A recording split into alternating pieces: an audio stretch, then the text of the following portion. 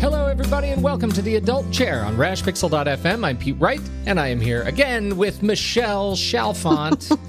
I almost felt like I was on The Price is Right when you said that. Come on down. I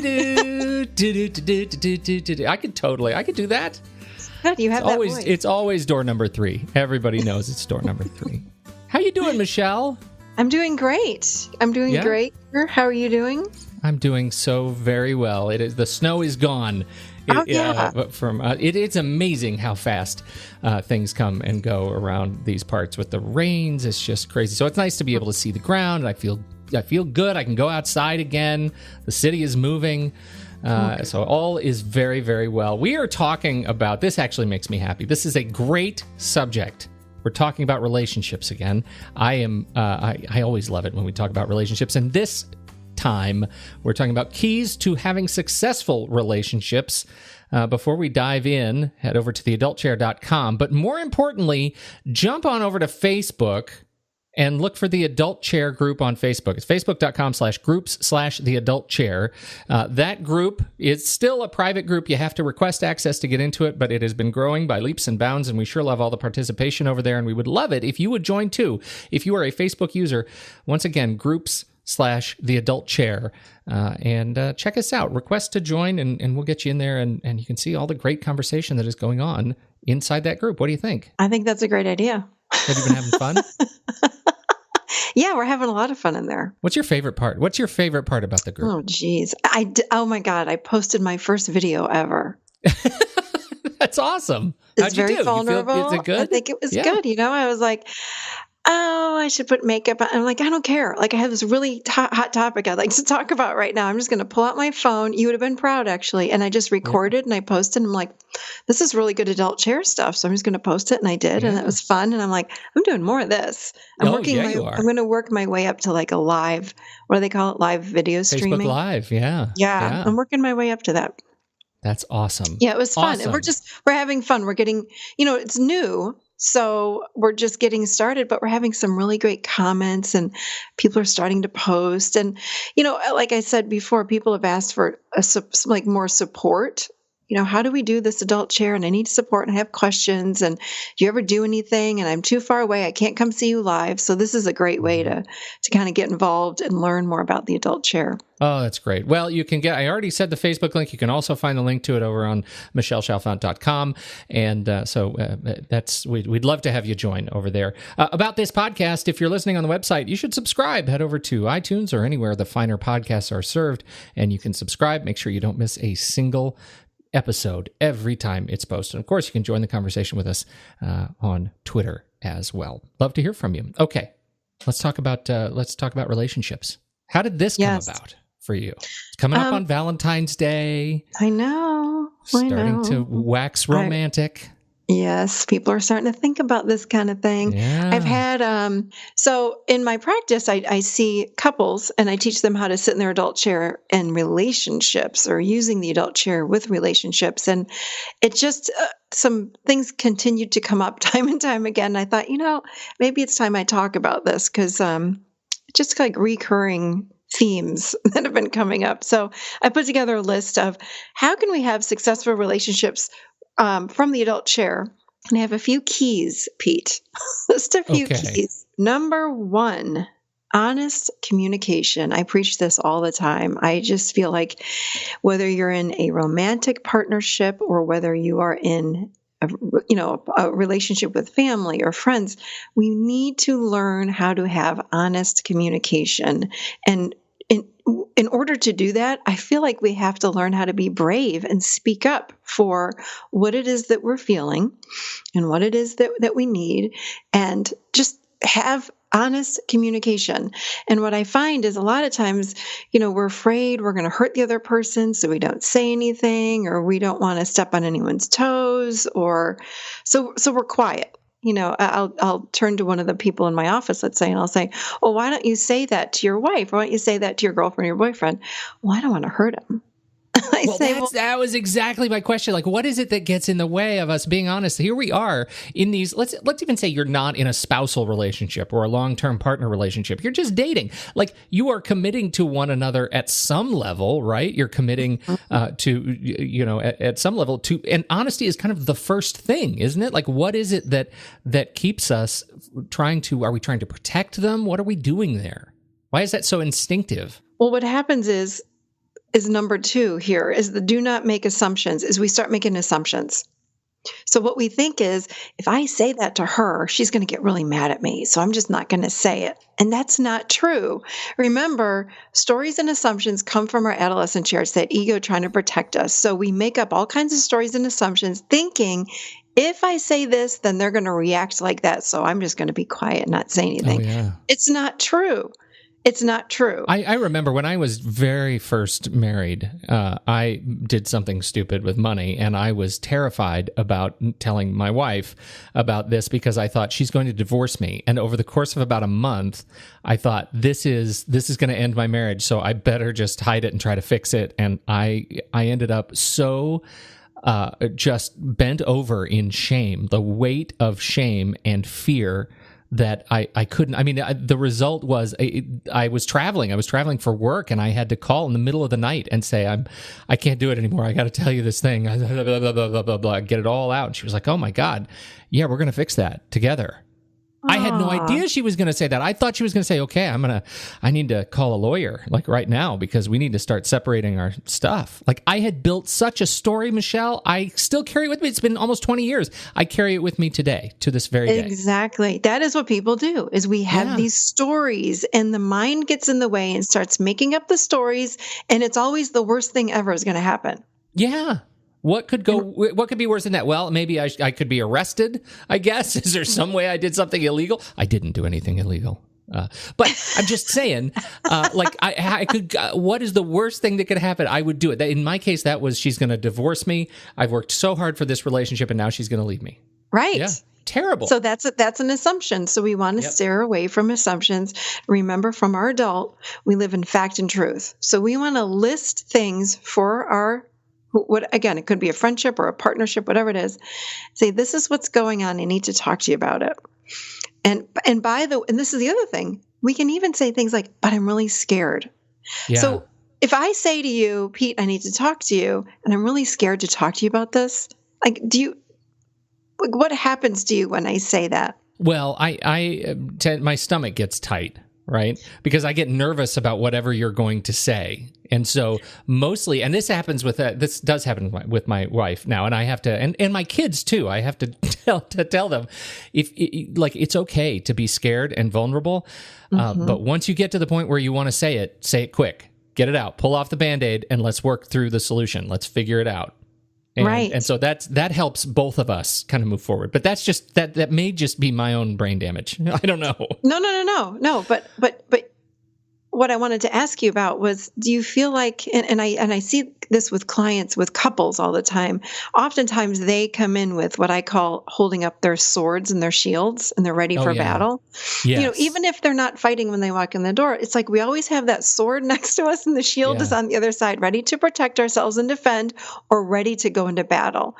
So when I say to you, hey, I'm really scared and I just want to share something with you, don't you feel like more open, or gosh, you're not going to hurt me? You're like, oh no. No, you know what I do? I'll tell you, the metaphor of the sword and shield is so perfect. And when you say it, I would counter instead that I put my seatbelt on. Yes. See, so you go into fear that it's about you probably, and that I'm going to say something. Well, not even that it's about me, that whatever comes next is going to be hard. Right? Whether it's about you, it's about me, whatever it is, it's going to be hard. So I have to sort of be ready. I have to get in a foundational pose. I have to protect myself for potential whiplash. And then I can figure out how to move forward. Does that make sense? But you're not taking out a sword ready to cut my head off. If I say I'm really scared, it softens. We typically soften if we're in a good, healthy relationship with another person. That other person typically is like, oh no, like, what are you so scared about? Like, we're kind of Right. curious about it. So when we start out with that, it changes the game with the other person. They drop their sword, they drop their shield, and they're like, oh, honey, like, talk to me. What's Yeah. happening? We want to know. So honest communication happens, or it has to happen if we want a healthy relationship. Drop stories and assumptions. 97, I've read this so many times, 97% of the time, we're wrong with our stories and assumptions. It's like we make up these huge stories. Like you thought your wife was going to leave you. That's a big, Yeah. huge story. It's not Right. true. Right. So we need to be story busters from our adult chair and be like, well, hold on a second. I know I'm in this wild story. What's true? Well, what's true is I did something to our money and I'm afraid that my wife is going to be upset with me. And the other thing that's true is I just need to tell her. But and Yeah. lastly, and I'm really scared. And with couples, when I talk about honest communication too, it's also another thing that's sort of a tangent off of that is clear communication. We want to make sure that we're hearing what that other person is saying. So if you say something to me and I'm the least bit confused, I need to repeat it back to you. Like, so what I'm hearing you say is blah, blah, blah, blah, blah. And then you can say, yeah, that's sort of it. In fact, even when we think we have it, the healthiest way to communicate is to actually say it back to that person just to make sure that we're accurate. Sure. Also, when we drop into the story and assumption, like oftentimes Graham will say something to me. What just happened the other day? Oh, I know. Just the other day, we were walking through the mall and we were returning a bunch of stuff. And I know he doesn't like to return. I hate to go to the mall, period. And I don't like to return. But we were there together. I'm like, let's just go to that. We'll go grab lunch. But he was very quiet. So I turned to him and I said, are you okay? You seem kind of quiet today. He says, yeah, I'm okay. And I said, well, because I'm making up a story that you're really upset with me and that you don't want to be here and you'd rather be doing something else. And I'd like to know if that's true because I'm making it, a story about me that you're mad at me. And he goes, no, I'm just sort of quiet today. And I said, oh, okay. I just want to make sure. And then I could feel my whole body that was tense for a moment kind of relax. I said, I'm feeling kind of anxious because I feel like you're just really upset with me. He says, no. I said, okay. In other words, I can drop that story because I'm seeking fact and truth. I'm trying to find out what's true. So that was a great experience for us. And Sure. from our adult, remember, we gather information. We look for truth and fact. We're story busters. We don't live in stories and assumption. We only live in truth. And we have to remember that in our adult, when we step into a story or assumption, we're in that adolescent. We've lost it. We've lost that Yeah. chair. Our adult speaks up even when we're scared. It's like you were scared with your wife, but you still spoke up. It's like we can be scared and still speak up. It's not one or the other. From Right. my adult, I can be like, I was kind of nervous asking Graham because I'm like, I don't want him to be mad at me, but I need to know what's going on here. And I was scared and I asked him, and then things were okay. Um, That's okay. one of those things that's hard. Like when you're approached to say, "Hey, I'm making up this story because I'm reading something from you I'm making up this story that you're really angry at me. Can you tell me what's going on?" Like I often find myself thinking that they're having a hard time. They must not be able to tell me the truth. If they say, "No, it's not your fault. It's something else. It's nothing. It's not you." I'll walk away and say, "Okay, I really have to put myself in my adult chair and listen to them authentically." My instinct is to go to my, I guess, adolescent chair and start Mm-hmm. making up a new story that now it must be Mm-hmm. so bad that they can't tell me even when Yeah. I approach them directly. Is Yeah. that ridiculous? No, not at all. Not at all. And here's the thing though. When Graham said no to me, he's like, no, I'm just quiet today. My brain still went to, well, then why the hell is he so quiet? Like, Yeah, what? right. Why are Right. you so quiet? Tell me. And I said, well, what are you quiet about? I don't know. I'm just quiet. So there was that part of my brain that said, well, it must be us. Remember, that part of our brains is over 150,000 years old. It's so worried we're going to get rejected or abandoned. That's when we have to learn how to self-soothe and say, okay, if he's having his experience, maybe he is upset that he's here. He just doesn't want to tell me. Maybe Mhm. he's mad about something else. Either way, I'm buckling into my adult and I have to learn how to sit and feel what's coming up within me, even when someone outside of me is not okay. Yeah. And Yes, it's got to that be, is a very difficult thing. I think that for me is more challenging than even confronting them in the first place. mhm. Is like being okay with whatever I hear and just be It's okay with me learning. and where I am. Yeah. And it's learning how to feel our feelings because we don't know what Right. to do with that panic that's coming up through us. But once we feel that feeling of, oh my God, I'm really worried. Well, what are we worried? I'm really worried he's going to leave, let's say. Okay, well, let's just sit with that for a minute. Let's let that Hmm. pass through. And then what's next? And what we find is once the feeling comes up and through, a new truth rises up and we're not so scared. But we've got to feel the Right. feeling. That's the Right. step that so many people do not take. Let's look at this. Let's look at this last one. This is the most fun. Everything else that we've been talking about is kind of, it's this getting over the scary stuff. But the last one's the most fun. I have a Whopper I'm going to drop on you in a minute, but that's okay. We can go backwards. Oh, I thought we already Go did that. ahead. But let's do the next one. I have a Whopper. Give me the Whopper. It's very stereotypical, and it has to be because I've seen it so much in my practice. Okay, so I'm going to be kind of like most men do this, most women do this. It's kind of like the men are from Mars, women are from Venus thing. I'm sorry, I have to put you on Mars right now. Okay. Okay, so I think I'm being on Mars right now as you say this. Whatever you're about to say, I'm on Mars to hear it. I know. Are you nervous? Okay, so again, we're talking about how do we have successful relationships? We have to use directives. So in the adult chair, we speak up for ourselves. We talk about what we want. We talk about what we need. We talk about our feelings. But men in general need directives. And by the way, you've even said this. Most men love it. I have so many men in my practice that say, "Oh my God, thank you so much for telling my wife that she needs to tell me what she needs." Because, unfortunately, women, I think, and I'm not slamming any woman here at all, but we sometimes want our husbands to be psychic and know what we want, what we're thinking, what we need. They don't know. You guys are much more left brain than we are typically. I'm not saying unanimously, but there are some men that, are more balanced and all that. But typically. Yeah, I would agree with that. I think it is a gift. And I know I've said that on the show before. I think there's a caveat to it now that you're making me think through it more critically, which is A, I love it when I'm given directions like this. And B, I tend to bristle when I'm told that I love it to receive directions like this. I love it. If we could just agree silently that that's what I need and not point it out too loudly, that I'm okay. Like women need to say, "Hey, I'd like to go out for my birthday. I just want to tell you my birthday is really important to me. I'm telling you now. I'm telling you ahead of time. I love a good card." Like I tell people, more than a gift, I love a good card.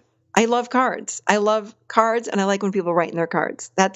People know that about me because I've expressed it. So we have to talk about and express what we like in our lives. So with men specifically, if we're talking about a relationship and we're in a relationship with men or even women with men, I don't care. We need to have directives because there's one partner that does not know what we need and what we desire and what we like and what we want. So we have to speak up about it. Mm-hmm. Whether it's getting gifts on birthdays or going out to dinner once a week, we expect you guys to know, and it's not fair. So we have to speak up about it. Right. All right, here's another one. Here's another I think this is a great one because I hear this a lot. We have to learn to accept our partner not only for who they are today, but for who they were when we met them. Oh, now I need you to talk more about that. Yeah, you've lost me. We meet someone, we're in the 9-month, what is it? The pheromone rush, endorphin rush of being, the honeymoon phase. When we first meet someone, everything's perfect. And we miss all of the red flags or we collect them and throw them out, right? We go, oh, they'll change when we're together for a long time or when we're married or when we've been dating, he'll learn this about me or she'll learn that about me. We know. So I have people that come in and say, like I was working with a woman a week ago. And she said, "I'm so upset with my husband. I don't think he's the right one for me." And we talked a lot about what's going on at home. And she said, he lacks empathy. And I said, "Okay, has he ever had it?" Oh, and there's a little pause. And she says, "I don't think so. I don't remember now." And I said, "Well, let's think back to when you were dating. Step into, the dating years. And did he have empathy then?" And And again, we miss it. We miss these things. And I said, she goes, I don't think he did. I actually don't think he did. And I said, okay, so you think he's magically going to become have more empathy after 20 years of marriage or 10 years or however long it was? And she said, well, yeah, I kind of did. And I said, no, that's not going to happen. So drop it. Like, accept your partner for not only where they are today, but where were they when you met them and married them? So I said to her, what does he have? Like, why were you attracted to this man? Why did you want to marry this man? What are some good qualities, good traits about him? And she said, well, he is very loving, which is different from that's a start. Let's go with that, right? Right. I mean, he's very loving. He's thoughtful. He does his best. He tries so hard, but that empathy gene, which is what she calls it, she goes, he just is lacking that gene. I said, okay, but is there anything else that could keep you guys in this marriage? And, and we talked a lot about, and those were the things that she came up with. He is loving, he's thoughtful, he just doesn't have empathy. I said, can you get that from someone else then? Because he's not going to magically have it. It's a really hard concept for the brain to understand. How do you develop empathy? I don't know that we can, because empathy is a heart-based kind of thing. You drop into the heart, and then you can feel. It's very vulnerable to do that, and you feel what's going on with that other person. So I said, he may never have that. Can you accept that? Yeah. She said, oh God, I never thought about it like that. And I said, yeah, you got to accept him for who he is and who he was, and look at how he was when you married him. That's a really interesting pivot on that, because it really reframes so much of disappointment and struggle that we have in our relationships is because of our disappointment in what we wish we had in that relationship. Exactly. Graham does not like to look at money. He doesn't like to look at our accounts. It's just, and I've been mad at him for years about, you got to look, you got to help me, blah, blah, blah. And he says, I really want to learn. I really want to try, and I'm working on it. And I've talked to a lot of men that have this, like they're afraid, like if there's this fear of whatever, fill in the blank. Yeah. So I finally got to this place where I'm like, oh, I accept you for that. Like I have no anger, no animosity. It is truly God. Like, I don't care. I'm like, that's just how he is. But there's also, coming from the male perspective, there's also this sort of, I think it's almost a genetic thing. Like there's this, or cultural, certainly, there's a weight that comes with money, right? The money thing that is, breadwinner, that is, I have to make the money, and that is really a cultural type. The greatest gift I ever gave myself was after that whole event with money with my wife early in our marriage, when I said, you know what, I need to not be the guy who does the money. I need you to tell me when I should be worried or when I should do something different. You're the planner. You need to own this in our relationship. And you know what? I'll do all the laundry, right? Yes. And that's kind of how we did it. Because frankly, she's terrible at the laundry. She's just terrible. I love her. She's terrible at the laundry. And so it works out so well. But it was such a gift because we gave ourselves the freedom to admit our stresses in how things were working and move forward and beyond it. I think the way you say that, you have no anger, no resentment. It's just there. It just is what it is. Yeah, I don't even ask. I'm like, okay, I got this. Like, I got it. I can do all that. And he does too. He does so much more laundry now than I do, which I love. He takes care of all that. I'm like, great. Go ahead. Yeah. Yeah. Go for it. So here's another one. I like that I'm kind of, you're not quiet very much. And that last one, that kind of made you get quiet on me. I liked it. I got you thinking, didn't I? Yeah. Here's another one. You ready? So what of it? I've got a really, these are good. These are all from the adult chair. I like it. I'm bringing Pete to silence, which doesn't happen. That's a hard one. Yeah. Here's a good one. Here's a good one too. You ready? Oh, I'm ready. I heard this on Dr. Laura and I loved it. And I use this now. Treat your partner like you're dating them, even when you're married. I love that. Yeah, I know. I love that. Good. Yeah. So do cute things for them. I mean, what did we do when we were dating that we're not doing now? We take that other person for granted, that they're always going to be here. So what are you doing differently? These real little things that we take for granted. I remember Graham asked me a while ago, a couple of years ago, he said, when I go out of town, and even when I come home at the end of the day, he said, but especially when I'm out of town, he says, if you're sitting there making dinner or you're doing whatever, I'd love it if you just came up and said hello to me and gave me a hug. because you're excited to see me. I'm like, well, I'm excited to see you. I haven't seen you all day, or I haven't seen you in 4 days. He's like, but I don't feel it because you're not stopping what you're doing and coming over and, giving me a hug. I'm like, oh my God, thank you for sharing that. Of course. So now when he comes home from a trip, I drop what I'm doing and go up and I give him a big hug and a big, huge kiss, which is what I would have done. And I did do when we were dating. When you were dating. Totally. Oh, I like that so much. Flowers. Yeah. Here's one for you. Graham brings me flowers every once in a while. He leaves me cute little cards under my pillow every once in a while. I've packed cards in his suitcase when he goes away, and he doesn't wear those outfits, so he doesn't see them till he comes home and he unpacks it. But like little fun things, for all the women out there, like jump maybe in the shower with your husband, do some fun. That's always a fun thing. I know. But anyway, it's like doing some fun things that you would have done. Think back to what you did when you were dating and incorporate it now into your life after you've been with that person. I don't care if you're not married, but if you've been with them for years, still do that fun stuff. Do that fun stuff. And if you haven't been doing it with them for doing that fun stuff, it'll be such a wonderful surprise for both of you. Absolutely. Can I tell you one of the things that we do? You mentioned cards. Well, I got, maybe I've told you about this. I got a journal, just like a nice kind of leather-bound, soft side journal for my wife. And we write anytime we would normally get each other a card, right, for holidays, birthdays, anniversaries, things like that. Instead, we open up the journal and we write what we would have written on whatever the next page is in that journal. So, oh my God, I love that. And we swap it back and forth. Like whoever had it last gives it over to the next person. And so we end up doing this wonderful kind of shared card that lasts the scope of our marriage, right? We can go back and see years ago what we would have written. I love that. It's beautiful. I want to do that starting 20 years ago. Yeah, but it's never too late. You should start it like right now. It is a beautiful thing, and it's so much fun. Like it actually takes up a lot of time because you end up thinking, like you open it to write something, and you're like, hey, I wonder what I wrote for Christmas 2 years ago, and then you end up reading like dozens of pages of your wonderful notes every time you write something down. It is a wonderful, wonderful thing. So I highly recommend it. It's like a love letter to her. Yeah, and her to me. Like you go back and forth, back and forth, back and forth. But you do it on every holiday and birthdays, or just holidays, birthdays, anniversaries, Arbor Days, whenever you feel inspired to get a card.